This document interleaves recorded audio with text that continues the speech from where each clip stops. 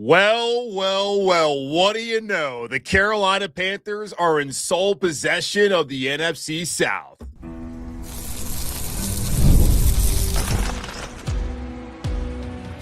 You are Locked On Panthers, your daily Carolina Panthers podcast. Part of the Locked On Podcast Network, your team every day. Welcome into another edition of the Locked On Panthers podcast, a part of the Locked On Podcast Network. I'm your host, as always, Julian Council, talking Carolina Panthers with you every Monday, Tuesday, Wednesday, Thursday, and yes, of course, Friday, your team every day. That's our motto here on the Locked On Podcast Network. Thanks for watching the show where I am live right now on YouTube as the Panthers are in sole possession of first place in the NFC South, thanks to their friends down there in Atlanta, finding a way to win on Thursday Night Football down in Tampa against the Bucs, who are in free fall mode. Of course, you can listen to your favorite podcast in this podcast, wherever you listen to your favorite podcasts. And we're doing an emergency episode. Typically, I don't get y'all the Friday episodes throughout the season until like Friday afternoon. And I was sitting in I was in my bedroom, man. I was about to go to bed. I'm wearing my glasses right now. Like, I have the contacts out. I washed my face. I was ready to go to bed. I was like, you know what? I can't leave the people hanging until 2-3 o'clock because I'm about to go to the facility tomorrow because I got to ask Dave Canales, hey, man, you watched the game last night? Because he told us on Monday that he got really emotionally involved in that game on Sunday where Tampa lost to New Orleans. So I'm sure he was up, jumping up and down, screaming at his house here in Charlotte tonight as they got that victory. So I got to be in the facility tomorrow to talk to Dave, and also possibility that Jaycee Horn may be available because I think he's going to be good to go and clear concussion protocol and play this upcoming Sunday down there in NOLA. But man, this is exciting. This is the moment that a lot of us, like, we've been waiting for this for a long time. Now, you got a brief taste of it a couple of years ago in 2022. And from talking to those guys in the locker room, like Austin Corbett was here, Taylor Moton, Chuba Hubbard, none of those guys really look at this situation and compare it to the situation back in 2022 where they kind of just stumbled upon being in a winner-take-all game back in Week 17 against Tampa. Now, like, they're truly in it where they have full control heading into the final month of the season, and they're in a position where, like, this really feels earned. Where in 2022, certainly they had earned the right to be in that spot, but it's like you fired your coach early in the season. You didn't even attempt to throw the ball when you had PJ Walker starting against the Rams that first week. Sam Darnold, he eventually came in. It was like a really weird season that played out to where you almost made the playoffs.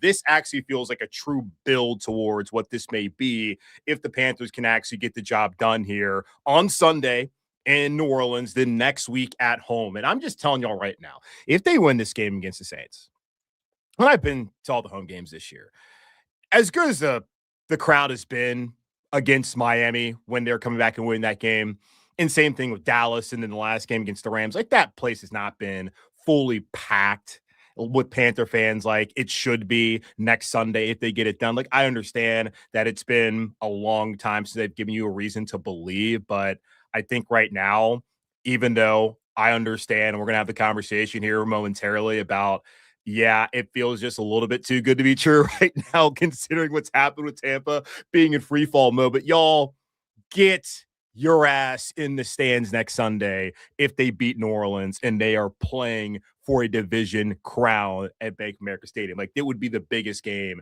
at home in like 8 years. So Wow. Looking at the game tonight, Atlanta really tried not to win it. I don't have any issue with the two-point conversions they went for. That's what the analytics say. Now, I hate the nerds who just look at spreadsheets and tell you that's how football is played when that's really not the case. Do they ever take into account that Drake London's not playing in the game? Was that a factor in the decision by the pencil pushers to go for it? Now, they went for it twice, didn't get it, which is totally fine. There's still plenty of time left on the clock. Why is Tampa throwing the ball in that situation on that 2nd down and 14? I don't know. I suppose they're trying to win the game, but they allowed Atlanta have 40 seconds, which were very key as the Falcons were shooting themselves in the foot. And how they have those two fumbles, I don't know when Mooney fumbled that first time, I don't understand how Tampa didn't get on that ball. And then the second time when Kirk actually fumbled and Tampa had the ball in possession, and then the reps are saying, they both had the ball and tie goes to the offense. Refs, there's literally a Bucs player who has the ball right now, and you're telling me it's Atlanta ball? Fine by me. That was just wild. And I'm sure James Yarko and every Bucs fan is mad as hell at those calls, but your team, they've been dragging ass for 2 months now. They've lost 6 out of their last 8 games. They're not trending upwards at all. Mike Evans came in tonight, played well, didn't matter. The Bucs are in freefall mode. Carolina, yes, they've been win-loss. It's been a yo-yo. It's been 1 week. Wow, Dave Canales needs to give up play calling. Wow, Bryce Young sucks too. Hey, maybe Bryce is a franchise, Dave. You got it under control as well. It's been emotional, good and bad here this season with the Panthers, but here they are in full control of their playoff fate. They already were, but it's right there for the taking. Truly. All you needed to do heading into this week was win the game against Tampa at home next week, and then the one later on down in Tampa Bay. That would have been enough. Of course, win your final 4 games, which would still be the objective. But now you're in a position where you win on Sunday, you win next week. You taking a 2-week vacation against Seattle? And I saw the NFL, they finally came out with the Week 17 schedule, and I was curious if that would be the Saturday game. Now, I don't think the NFL looks at Carolina or Seattle in 2025 as a matchup the nation wants to watch. Now, they'll shove whatever down your throats, and y'all are going to eat it because that's just how the NFL works in this country. But I don't think they looked at that as an attractive matchup, and they may get it right because hopefully it's not an attractive matchup. Hopefully it's Andy Dalton or hell, Mike White starting in that game because Carolina's already wrapped up the division at that point in time. But it's right there for the taking. And I'm trying not to curse. Holy crap, man. What a world that we are living in right now, that this team is right there in position. And I was in the locker room today and asking guys like Moten and Chuba these questions about how they feel about the situation. And it's been the same case throughout it, that they have all just been yeah, it's great to be here. We got to take it 1 week at a time. No one's looking ahead to what's going to go on. I was even asking Trevor Etienne's hey man, if you and your brother, his brother Travis, playing for the Jags, y'all both go to the playoffs. Well, how the family going to handle that situation? Who's going to go see who? And he's yeah, we'll split it up. I'm I don't want to get too far ahead, but I'm just curious, man. How would that work out as he's going back home this weekend to Louisiana, as he's a Louisiana kid? They're playing down in New Orleans, obviously. So yeah, they've all been mature about it. And it goes back to Monday. Austin Corbett talking about there is a mature energy in that locker room. There's a different kind of focus than they have had in prior weeks, especially when you look at a month ago when they played this Saints team coming off of the biggest win of the season at the time against Green Bay. I mean, Ike Ekwonu said it. They didn't have the attention to detail that they needed to have, that you can't get days back. Once a day is gone, as we all know in life, it's over. You can't go back and make it right. You lost that preparation, and they were not prepared. Did they take him lightly? I mean, Christian Roseboom said the other day on Monday that they don't take anybody lightly. Well, it's hard to argue that you didn't the first time around against New Orleans. And you look at Atlanta, these divisional games are never going to be easy. And that's just the integrity of the league that we saw play out tonight down in Tampa. Atlanta was eliminated last week from the playoffs. Their starting quarterback, their hopeful franchise quarterback, Michael Penix Jr., is done for the season. Kirk Cousins, who was benched at the end of last season in favor of Penix and wasn't even traded. They wouldn't let him go. And I guess is the reason why, even though they're sitting here at 5-9 and their season technically, as far as what they wanted to achieve, is over. They still have 3 more games left to play. And looking at how they play tonight, they're going to keep going out there and trying to win games. But man, Kirk went out there and balled. And you think back to last year, maybe all Kirk Cousins needs is to see Tampa on Thursday Night Football, because he threw for 500 yards in an overtime game that they had a year ago in Atlanta. Then he's out there just throwing dimes. And I don't know how David Sills can't catch a ball where he's wide open for a walk-in touchdown, but then he makes that play on that 4th and 14. And if you're Tampa, how are you giving that up? Drake London's not out there. I mean, Bijan Robinson was awesome in this game. We finally saw Kyle Pitts look like the Kyle Pitts that people thought he was going to be when he came out of Florida in this game. And perfect timing, of course, for all Panther fans out there when watching this game. But man, credit to Atlanta. Like, seriously, like you got to tip your cap to them. I'll do it because, I mean, they went out there and they continue to fight. And I'm expecting the exact same thing from New Orleans, that they want to sweep Carolina, that they probably looked at this game as like, great, perfect. The Panthers are excited about the opportunity. Maybe they're going to lose a little bit of focus because they look and saw that Tampa lost this game. Let's get after their ass. Like, I think that's exactly what Cam Jordan, with Mario Davis, that entire leadership that they have, especially defensively on that roster, that they want to do on Sunday afternoon. And we talked to Ross Jackson of Locked On Saints with the crossover here, I guess yesterday on Thursday. It's now 12:02 Eastern time here. Welcome to Friday, December 12th, y'all. But yeah, we talked to Ross, and like he's drinking the Kool-Aid of Tyler Shuck and what happened last Sunday in Tampa. And now seeing that what Kirk Cousins just did and that Tyler Shuck did it, maybe it's more of a Tampa problem than a Tyler Shuck problem. Now, Tyler did play well the first time around. Now, if you ask Jaycee Horn, it was really just 2 plays that beat them. It was the Chris Olave touchdown. Was it the push-off? Was it not? It doesn't really matter. JC's not making excuses for it. No, he wouldn't get the call. That was a touchdown. Then JC falls down. Juwan Johnson scores a touchdown. You take away those 2 plays, and even as bad as Carolina was offensively, like they win the game 7-3. So I'm expecting that they're going to limit the explosives that they gave up in that first matchup when playing against Tyler Shuck and that Saints offense. But that Saints team, they're going to be game. And even had Atlanta not won this game, had Tampa been the victor and placing a lot of the pressure on Carolina, I still expected New Orleans to come out on Sunday ready to go and looking to beat the Panthers. Now, does this put more pressure on Carolina, considering that, look, if Tampa wins, there's the pressure to win on Sunday regardless because you want to keep pace. Now that they've lost, like you still are kind of in a way freed because all you got to do, even if you don't win down in Orleans, is still beat them at home and then in Tampa. So it's not like you completely fall off if you don't get the win on Sunday night. You want to get the win on Sunday. You want to get the win the next week, especially for a team that's still hoping to get potentially a guy like Robert Hunt back for the playoffs. What a perfect time would it be to be able to rest some of your starters in the final 2 weeks if that's what Dave wants to do? I have no idea how he would approach it. And I can't believe we're even having the conversation about the Panthers being able to do that. And it would have to be, I don't know if they would be assured the 4 seed, but in all likelihood, they're going to be the 4 seed, just looking at the rest of the divisions playing out right now in the NFC, like the West, like you're not going to be able to lose 6 games and win that division, clearly.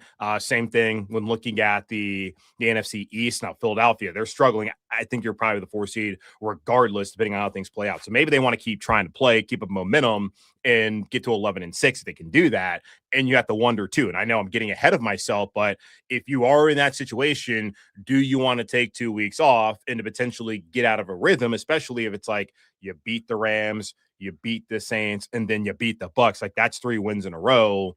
You want to have guys healthy. You don't want to lose somebody in a meaningless game. Totally understand that. Obviously, a conversation for possibly in a couple of weeks' time. But damn, what is going on here? Okay, let me get a quick read in because I gotta do this here just so they don't get mad at me for not thanking our sponsors. So this emergency episode is brought to you by Prize Picks. The holiday season is one of the best times for sports, bowl games, big basketball matchups, playoff pushes, especially one here in Carolina. It's all happening at once. And while we're all making choices every day, one of the most fun places to make the right call is Prize Picks. Prize Picks is the easiest way to get in on daily fantasy. Just pick more or less on at least 2 player projections, lock in your lineup, and you're in the game. It's simple, fast, and available in 45 states, including California, Texas, North Carolina, and South Carolina. Prize Picks has added an extra layer of excitement to the holiday sports schedule. Creating a lineup takes less than a minute, and the app makes the whole process smooth and intuitive. Deposits and withdrawals are quick and easy, which keeps everything flowing. Download the Prize Picks app today and use code LOCKEDONNFL to get $50 in lineups after you play your first $5 lineup. That's code LOCKEDONNFL to get $50 in lineups after you play your first $5 lineup. Prize Picks, it's good to be right, and it's good to be a Panthers fan as, again, 2 straight wins away from being division champs for the first time in a decade, going to the playoffs for the first time in 8 years. And I went over this on Monday, just going back through the expectations that people had heading into the season. I put out and said 8 and 9. Now I had written down 7 and 10. I need to see it first. So like that was like my true heart of heart prediction. What I gave y'all was my, let's be a little bit more positive and hope that they get just there on the brink of it. And they're one win away from reaching at least they're already at what I expected was 7 wins, and they're 1 win away from my public expectations. And there was somebody out there who hit me up and said they believe this team should be in a division. Like they're like, I'm not accepting anything less than a division championship. And that person, they are looking like a genius right now. Like obviously a lot of that is just like, it's not homerism. Like it's real belief in your team, but it's a little like, okay, I don't know if we saw enough last year to feel like there should be like true division champ expectations on this team heading into it. But like, what do you know? Here they are. And I think when looking at just where they're at this point in time, a lot of it's just like the offensive line, even with all the injuries, the fact that they were able to bring back their top 9. I know that Zavala's been on IR now twice, that Corbett was on IR, Robert Hunt's been on IR since the end of week 2. They've had a ton of injuries, but the fact that they had, and Christensen's out for the season, like that's 4 guys. But the fact that you still were able to bring back Christensen, you're able to bring back both Mays and Corbett, that you had Zavala already under contract as well. And then you've identified guys like Jay Kurhan, who's had to start last time out against the Rams. They've done a really good job. And that's not just like Dan Morgan and Brant Tillis and necessarily Dave Canales. It's like Joe Gilbert and Harold Goodwin who tag team the whole situation with the offensive line. So like that's a huge reason why Carolina is in this spot. You also look at just defensively, getting Derek Brown, it was really that simple. Like if he plays last year, is the defense good? Probably not. But you do see when you have him, you have a player, Nashawn Robinson, who was the best of what they had last year at defensive tackle. And then you add in guys like Bobby Brown and Turk Wharton. You can have a true 2 deep that you can rotate there at defensive tackle. Like that's huge for this team. Like they don't have the best linebacker play. There still are questions that they have certainly off the edge. Like the fact that they're the worst edge rushing group in the NFL. I guess not, I'm not gonna say country, but in the NFL, like that is incredible that you're even in a position like you are right now. And the thing is too, like it is kind of paramount that they do get the win on Sunday, and then they do beat a Bucs team that is leaking oil. I mean, full blown, like just gas leak in the Gulf right now. Are they in the Gulf? I think they are. Yeah, just full gas leak going on there. When looking at Tampa and their situation over the last 2 months, where because you don't have a great pass rush, like our old friend Sam Darnold, we know when he's blitz, he can't handle it. He's probably not going to get touched by Carolina. So that would actually not be the best matchup for the Panthers, and their defense is really good. And then of course, you don't really want to have on the road week 18, even though I know I've talked about this. I would love the buildup of a winner take all Sunday night football contest down in Tampa. If that's what it comes to, I would love that, as long as, of course, Carolina wins that game. But you would prefer to not be in that situation, especially when you know you can't get after the passer. So these next 2 weeks are really advantageous for where they sit in this position at this point in time. So, yeah, a lot of credit to what the line of scrimmage has done, because we have seen so many seasons here in Carolina in recent times be lost because of how bad the offensive line was because of injuries. We saw last year with the defensive line losing Derek Brown and having no pass rush, how bad that could be as well. But your best players defensively have been your best players, that being Derek Brown and Jaycee Horn. And now they have even more of an opportunity these next 2 weeks, really the next 9 days, 8 days, I guess, depending on when you're listening to this, 10. I don't know. I'm just going to keep adding numbers until I get it right, or subtracting if I have to do that. But yeah, this is an opportunity for these guys to really etch their names here in this organization and finally do something.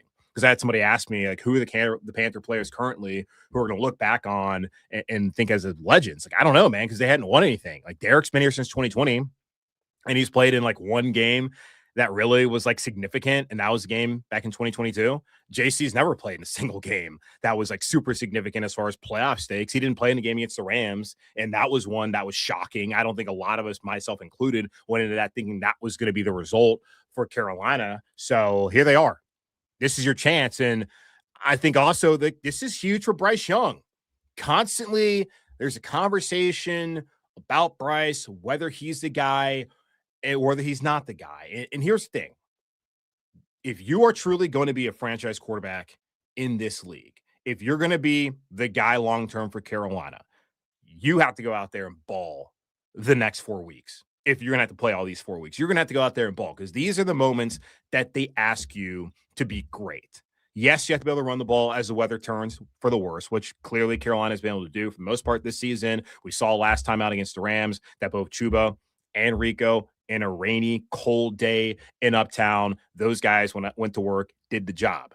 And Bryce also made the plays in those elements as well, with those 2 touchdown passes on the 4th downs, 3 touchdowns overall in that game. Like, those are the kinds of elements and the kind of stages that you're going to be in for at least the next 2 weeks, but possibly, depending on how the results play out, the next 2 weeks after that, and maybe another week after that. And who knows, if you have a home playoff game, like, you're going to think pretty good about where you're sitting. Now, you're likely going to get a pretty doggone good team out of the NFC West. But if you beat LA, you can really beat anybody in this conference and in this league this year. But this is so vital for him. And when people were asking me about the 5th-year option, a decision that does not need to be made until the beginning of May, I said, let's just wait to see how the season plays out. We'll know, I would think, either way, whether he isn't worth exercising the option for, if he is, based off of how they play out the rest of the year. And if they make the playoffs, I'm thinking that he would have obviously been a big driver for that moment, like he was in that game last Sunday, or I guess 2 Sundays ago, against LA. And if they don't, he would be a big impediment to why they didn't, like as we've seen pretty much every other week this season, if we're being honest. So, yeah, this is huge for Bryce. And it's also just like, it's huge to really see if they are ready. They've said all the right things. The demeanor has been exactly what you want, but Mike Jackson had told us this week that there's been weeks where they had a great practice and went out there and got blasted. And there's been weeks where they were awful at practice and went out there. Like he said the week leading into the Falcons game back in week 3, that their practices were awful that week. And they blew out Atlanta 30-0. You have no idea what you're going to get. Even they have no idea what they're going to do on Sundays. Us sitting in our position, me speaking in this mic, and y'all just listening or watching, like, we don't know what's going to happen. Hell, he's admitting that he doesn't even know sometimes, like, how things are going to play out, because that's just football. Just is. Like, you can feel like you're prepared and doesn't work out. And there's times where you feel like, oh, man, I don't know if we're really ready to go. Oh, actually, no, we were ready to go. It's funny how it works out that way sometimes, not just in this league, but in this game across the board, across all levels. So, yeah, I mean, it's going to be I don't want to like kind of make a referendum on anybody as far as like the organization. Like, I know for like Bryce, especially, like, we're going to have the conversation. Dave, we're going to have the conversation. You have to applaud him for even having his team in this spot. And I certainly just looked at when they lost, especially early in the season, like when they lose, like they get destroyed under him. And you think about some of the play calls, some of the conservative nature of things that still are frustrating even in the wins. Like, man, is he really the right guy? But he's grown as a play caller. He's grown as a head coach, as everybody within this organization has also grown.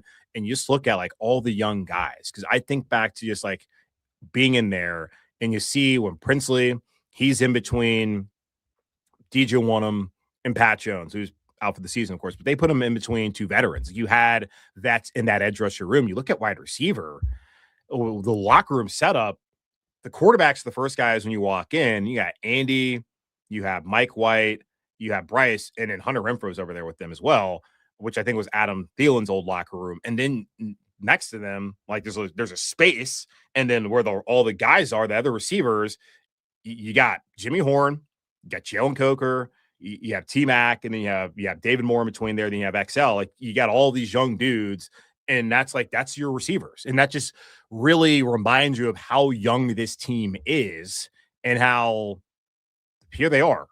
They found a way to be in this spot despite all the youth and despite the fact that this offense has been clunky most of the season. I know Dave believes that they have found their identity, and maybe they have. But they are arriving ahead of schedule if they indeed do get it done. But I do want to address that before we get out of here, as it's 12:16 now on Friday morning here on the East Coast. How many of y'all are scared about Sunday now? Like far more scared than you were prior to kickoff. I'm guessing there's a decent amount because let's remember too that once they did beat Green Bay, I'm sure every single Panthers group chat out there that y'all have with your friends, that at least one of your friends, if not all of you, said, well, watch them lose to the 1-win Saints. And what did they do? They lost to the 1-win Saints. And I'm sure now after this, there's plenty of hold on. Let me go check my my high school friends group chat to go see. No one's saying that. Wait, hold on. Is anyone saying it? No one's saying it right now. Someone will say it eventually. But hold on. There's another group chat. Let's see. Terrible podcasting by your boy right now. Yeah, had someone in another one say, "What could go wrong?" So here they are. Like I'm sure there's most of you right now are sitting here being like, not most of you. I'm sure there's plenty of you that are excited, but also like, oh, please, this is going to hurt so bad. Like, this is going to be devastating if you get to this. Because I think the worst thing, it's not losing to New Orleans. It's beating New Orleans. And I don't want to put this out there. Like, it's beating New Orleans and then not getting it done against Tampa. And then, like, Seattle being a horrible matchup because you're not going to be able to touch Sam Darnold. And that defense is great. And then like all the pressure, lemon booty kind of time going in there against Tampa in week 18. So we'll find out. We'll find out if Austin Corbett was right. He said after the Rams game when I talked to him, we can't do any more of the up and down nature. That has to stop. This would be their first winning streak of the year if they win. And it would be their second losing streak of the year if they lose. Sorry, it would not because they won last time. But it would be their first winning streak of the year if they win on Sunday, which is wild to think that it's would have taken all the way until now. But no better time than the present for that to happen for them. But he said they can't do the up and down nature. And he said on Monday that there was a mature energy in that locker room. I felt it on Monday. I felt it when I was in there on Wednesday. Felt it on Thursday. Locker room's closed on Friday, but we'll ask Dave how he feels and whether his team has been focused and they're ready to go, knowing now that 2 straight wins and they're in. And what a scene it will be in Uptown Charlotte next week if they can get the win on Sunday against New Orleans. But that's going to wrap up this emergency episode of Locked On Panthers podcast. We're kind of just generally rambled, so I hope you guys enjoyed it either way, because I'm typically like pretty prepared when doing this, but off the cuff was like, whatever, let's just fire it up and give y'all something to listen to in the morning for those making their morning commute, not to leave y'all hanging until late afternoon. 577 with me live right now, so appreciate all y'all wherever you are across the world potentially, but especially here. And well, it doesn't matter where you're at. Appreciate everybody tuning in. But again, check out the show here on YouTube, subscribe for free, and also wherever you listen to your podcast. At me, DM me over on Twitter at Julian Council, and over on Blue Sky at Julian Council as well, to get into mailbag questions for next week's show. In the meantime, be safe, be happy, be whole as always. Keep pounding, and I'm back with y'all on Friday. Keys of victory. Plenty of those we got. Look at the injury report and also a final word heading into what is a massive matchup now against the New Orleans Saints, as your Carolina Panthers are in sole possession of first place in the NFC South.